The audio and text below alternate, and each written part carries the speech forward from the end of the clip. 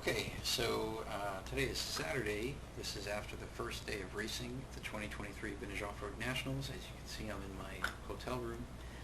Last year I made a video at the end of the event, but I have some ideas fresh in my head that I wanted to get out of my head as soon as possible. So I'm going to do an interim video. So I'm going to talk a bit about Friday open practice and Saturday racing. Starting with Friday, I did not make any video content on Friday of any cars running at all during open practice. I wanted to focus on, getting the setups right, down selecting what cars I was going to use, and really trying to just get used to the track layout, all the usual stuff you do in open practice. And I didn't want the process of recording videos and to get in the way of me just learning the layout and learning the new track surface and all of that stuff. Usually when I make these recordings of my running videos, I want them to be like clean running videos, and I want them to look good. And a lot of times during open practice, especially for Vonats, there's a lot of trial and error. I might crash after 5 laps, and I'm going to turn the camera off and go pick up the car and then do another couple laps, and it's only later in the day where I get more used to the track that I can make better running videos. But then those are all irrelevant anyway, because come Saturday and Sunday the track surface has changed a little bit and the cars behave completely differently anyway. So I can talk about Friday. I kind of kept to my original plan of starting with 200 buggy, so I brought my Pro X, my Kyosho Triumph, and my Kyosho Rampage Pro E mid-motor. I really wanted to try to make the rear motor cars work. The Pro X, this is my 3rd year trying the Pro X and trying to make it work, and it just didn't quite work out for me this time. The problems I had this time around was in some ways related to the layout. The types of jumps there were, the landers were pretty shallow, and what that essentially meant is if you were going to land a jump and you want to do it consistently without casing the jump and without landing short, is you have to overshoot it. But if you overshoot it, you're landing on the flat track surface, and on a rear motor car where a lot of the weight is biased toward the rear, it's going to bottom out on the rear. And it's a very hard thing to set up your suspension for, well, without also compromising handling performance. So on the Pro X, what I found is on those hard landings, it was loosening the screws that hold the gearbox to the motor mount, so it wouldn't really even last the whole run. And then on the Triumph, after like 1 or 2 hard landings, it started making some weird noises. Might have been a gear mesh issue, I'm not sure. I didn't even investigate it. I just put those cars aside because I knew that this year was not the year to run either of those. They changed the surface of the track. It's still the same dirt, but it's mixed with some glue. So the grip is very different, and you can't run black octagons, you can't run M4 primes or M4 inversions, at least not without sauce, and expect them to work well. In the past, you could run those tires without any traction compound and they worked great. This year, it not so much. And I tried to make all my cars work without traction compound. I spent all 7 hours on Friday working on that, and it didn't quite work. Whether it was 2-wheel drive, 4-wheel drive, stadium truck, whatever, it was really hard to get the level of grip that I needed. So by the end of practice on Friday, I finally caved in and I bought traction compound, which I later used today on Saturday. But all day Friday was without it. And so when I was making these down select decisions on what cars to run, it was kind of with corrupted information. But because I didn't have traction compound. But even still, I think I made the right decisions on what cars to run anyway. So for 2-wheel drive, I just went with the mid-motor Rampage Pro E. It jumps better, corners better. Even though it's mid-motor, it doesn't have quite as much rear grip. Every other characteristic of the car, between how it jumps and how it corners, it just suits me better. Especially, again, on this layout, some of the jump faces really kick the car forward, especially the rear motor cars. And with a mid-motor car, you don't really have that. It jumps more neutral, so I can basically take any line I want on these jumps that have, maybe some imperfect jump faces and not have to really worry about that so much. So I felt they'd be more consistent with the mid-motor car. So I chose that, and then after the two-wheel drive portion of open practice, I went to the stadium truck, and that was really just checking off a box. It worked fine.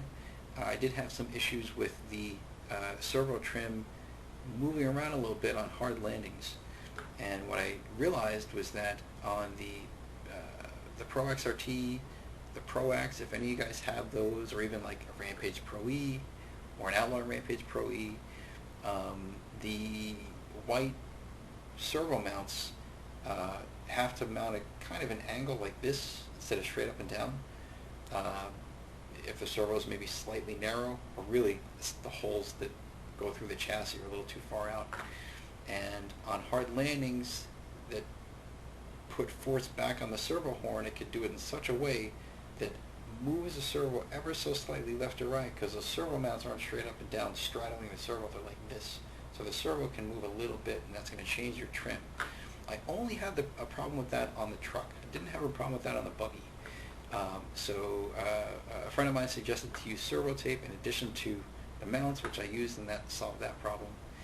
Another issue I had with the Pro XRT was on Saturday, the motor guard got bent like this multiple times. And that's because there's a little hole on the bottom of the motor guard that mounts, that's captured by a little, I guess, pin that's part of the molded chassis, and that must have broken off.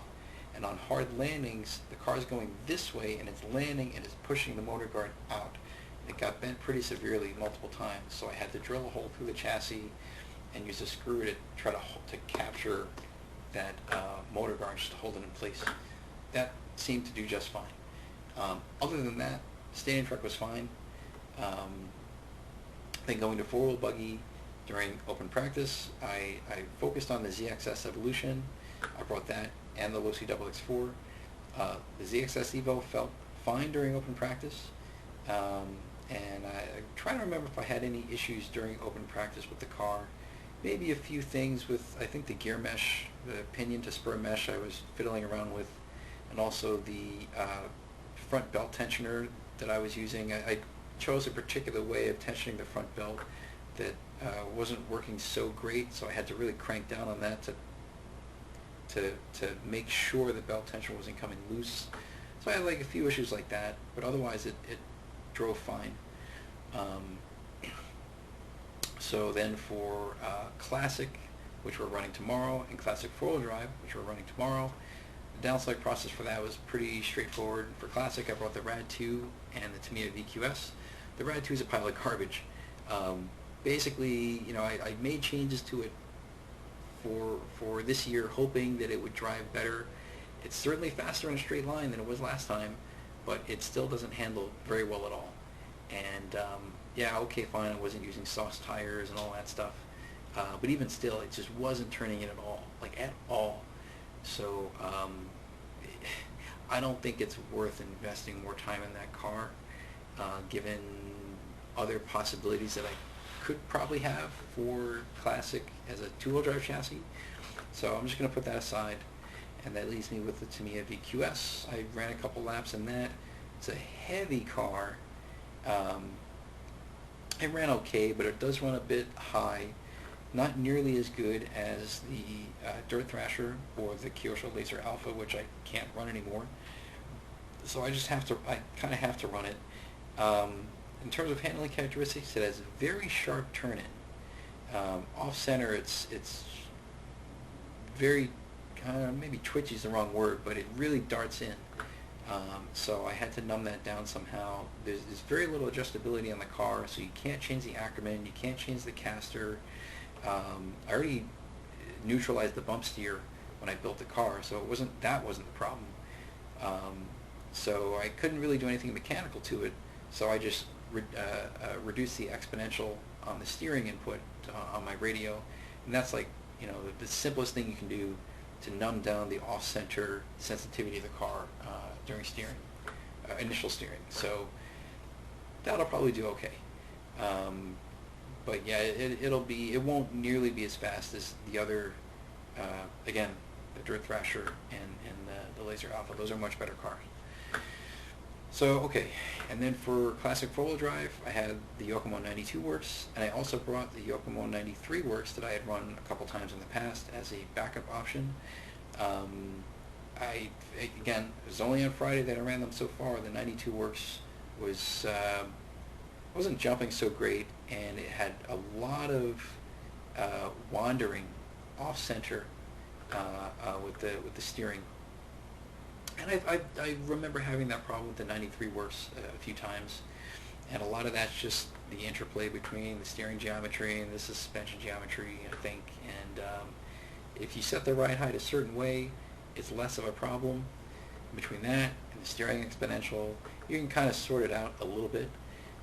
But it was especially bad in the 92 works. The 93 works, the way I have it set up, it's better.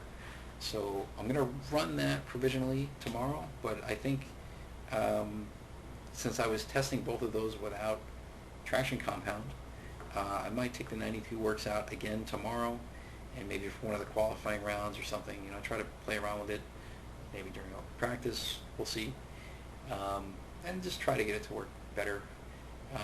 But otherwise I'll just run the 93 works. It's a known quantity, and it should be fine. So that was how open practice went. It was a full day. I spent all 7 hours just cranking car after car, trying different things. Didn't have really any time to rest. Kind of stressful. People wanted to talk to me, and I get very irritated when I'm busy working on stuff and people want to come up to me and talk to me. Because I'm trying to sort out what I'm going to run and everything. So that was something to deal with. But yeah, it was a little strange that after all that time, at the very end, I basically gave in and bought traction compound from the store. They have this nice odorless traction compound, which is good because a lot of traction compounds smell really bad. But this stuff is odorless, and it does work very well, as I found out today. So today was the first day I used traction compound. I sauced the tires up. I cleaned them with Simple Green, and then I sauce them, let them sit for a few minutes, and you're good to go. That made a huge difference on every car that I ran. So I'm really glad that I did that. So we'll go one by one. For a stadium truck, went pretty well. My main competition for the two-wheel drive events in the past few years has been Chris Christo. He's a very fast driver, really good, nice guy, drives great. And he wasn't here this year, so it seemed to me that all else being equal, that I would essentially inherit TQ and the win for both stadium truck and two-wheel drive buggy. For stadium truck, I was just beaten out by another guy. I fortunately forgot his name, but he got TQ and he ended up winning the main. I almost caught him during the main, but on the entry to turn one on the very last lap, I went too far on the inside and I piped it. But that's I was right up against them going into that turn. So if I didn't make that mistake, I would have had other opportunities in that lap to pass him. Not that I would have necessarily, but I would have had a better chance of getting around him. So, putting that finish aside, I still finished second place. I'm happy with how the Pro XRT performed. I didn't have to change anything on the setup. It's just changing to clay compound slicks with traction compound, and that's all I really had to do with the truck, and it drove fine. So that's good. I'm happy with that truck. I've run enough times though where I think I can, now maybe move on to something else. So next year I'm looking at either running Losi XXT CR Graphite Plus. I did not make a video on that. I did get one recently. So either that or the Kyosho Outlaw Rampage Pro E, the mid-motor version of the Pro XRT. Maybe I'll run that. Or maybe the RC10 T2. I know that's kind of a standard truck. There's nothing really special about it, but I haven't run it before. I've run the 10T several times, and I've been very frustrated with the 10T bottoming out a lot on landings, but the T2 I think will do better, and it'll just be an interesting truck to run, I think. So between those three, maybe I'll just take all three, but those are the three that are on my list right now. For two-wheel drive buggy, that was an interesting time, relatively uneventful. I ended up taking down TQ. I ended up winning the A main, which is great because in all the years I've come to the Vintage Offroad Nationals, I've never won the two-wheel drive buggy class. I've come close once or twice, but this was the first year that I was able to do it because Chris wasn't here. So it's like by default, as long as I stay ahead of everybody else, it was fine. Although it was a little strange because I didn't have to drive the car as hard as I have in the past. In prior years, I was more comfortable with the car because the track surface was different, and I actually had better grip. This year, even with the traction compound, which worked great, there were still certain sections of the track where I had to really be careful with the car. So I was driving kind of easy. I wasn't trying that hard. I did make a handful of mistakes where the car like flipped over, but because of the balance of the car, it would just land on its feet, if you will, and I just kept going. So it was by no means a perfect race for me. I made more errors than I would like to make, but I still finished far ahead of the pack without trying too hard. So, okay, it's nice to take down the win, but it would have been nice to also have like a tight race. My friends Jerome and Jason were probably the most consistently quick throughout the qualifiers and the main, especially, well, Jerome had a double X and it was very fast. That was kind of scary.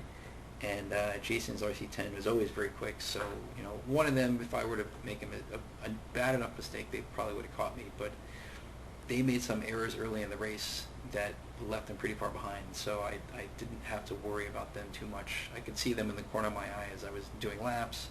And I realized, okay, I can just sort of back off a little bit, try to manage the gap, and try not to crash. So that's how two-wheel drive went.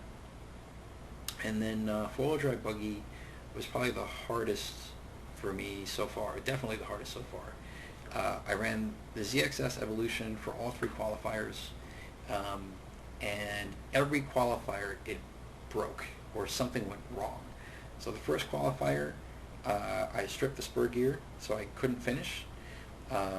So then I replaced the spur gear, and then the second qualifier, what happened the second qualifier? I broke the rear shock tower, and then the third qualifier, the speed control I think thermaled out. So I have to put a fan on there to cool everything down to keep it from thermaling out. Also, I think in at least two of the three qualifiers, the wing mount got bent. I didn't use the typical Kyosho style wing mounts that you see on the Pro X or some of the lasers. I used wing wire because I don't know, I just felt like that would be a bit more adjustable. But the wing wires kept bending. You land wrong, you're upside down, someone lands on you, and then the wing's like this, and that really affects the behavior of the car when you're going down a long front straight and braking hard for like a 90-degree left-hander. Even if your sub-trim is set correctly, if the wing is off, it's going to drag the car a little bit one way or another, and you're going to spin out. So especially in the third qualifier when the wing was like this, that was really annoying. So I made a lot of mistakes in addition to the car shutting down before the qualifier was over. So I had all these issues with it during qualifying. So I didn't want to risk it for the main. So for the main, I drove the XX4. So a few things about that. Even with all the issues with the ZXS Evolution, when it was running correctly, it ran great. And I also ran it again in open practice after the racing was over, and it felt amazing. It jumps the way I want, it handles the way I want. I feel really comfortable with that car. I just need to do a little bit more work to make it more reliable. So I have some ideas about how to do that, and I'm going to work on that over the next year.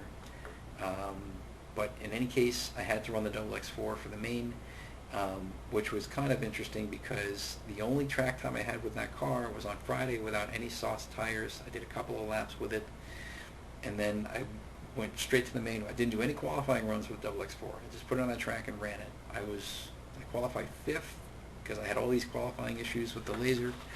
So I basically had to work from 5th up to 2nd because Mark Westerfield had TQ with his XX4. There was no way I was going to beat him with what's essentially his own car. He's much more comfortable with that car than I am. So really my aim was 2nd place. And I eventually got there. I had to get around several people, but because that car's fragile and it's so fast, you're just you're playing a patience game. So I didn't drive it too hard, just nice and easy, putting around the track, trying to make up space around the people ahead of me. And then I got to getting around my friend Dwayne, who was running his XXX4, and we had a nice race the last couple of laps when I finally caught him. And you'll see in the videos, but there was one section where I passed him, and then I flipped over, and the marshal could have gotten me and flipped me back over without me sacrificing position, but for some reason he waited way too long, and Dwayne got around me and inherited the position back, and then I had to catch him again. But I still got around him. I think it was the last lap or second to last lap. It was very exciting. So that was fun. Even though I came in second, it was definitely one of the more fun or most fun four-wheel drive races where I came second. So that was cool. So let's see.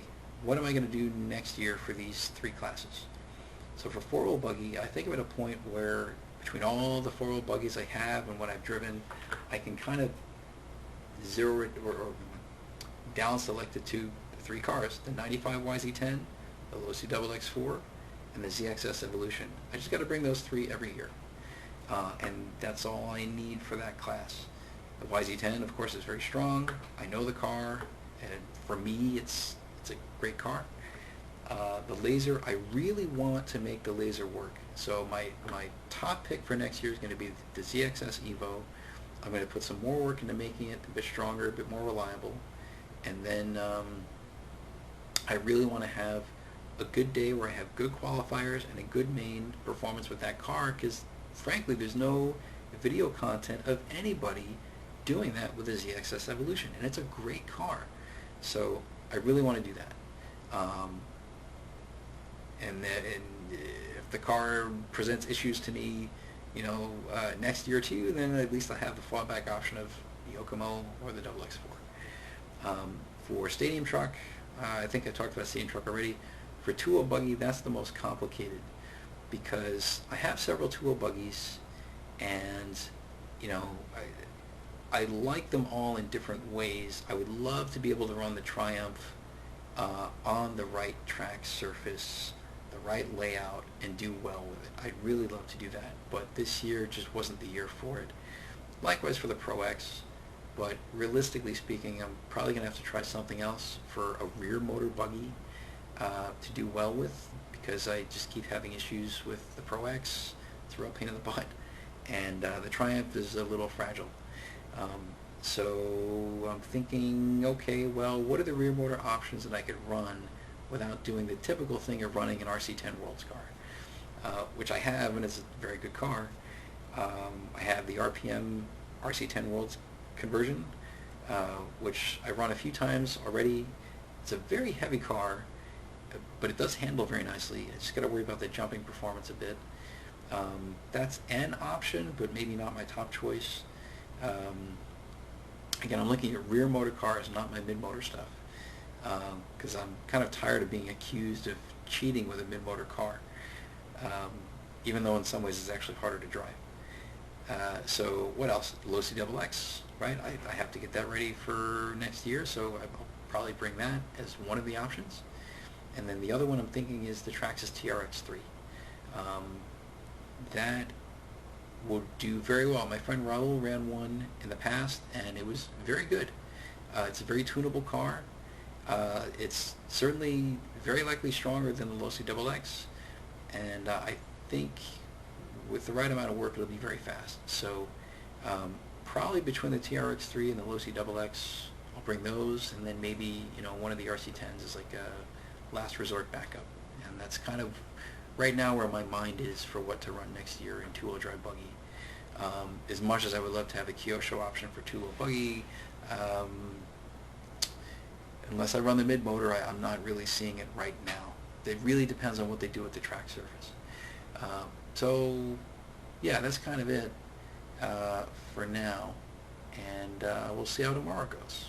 So thanks for watching.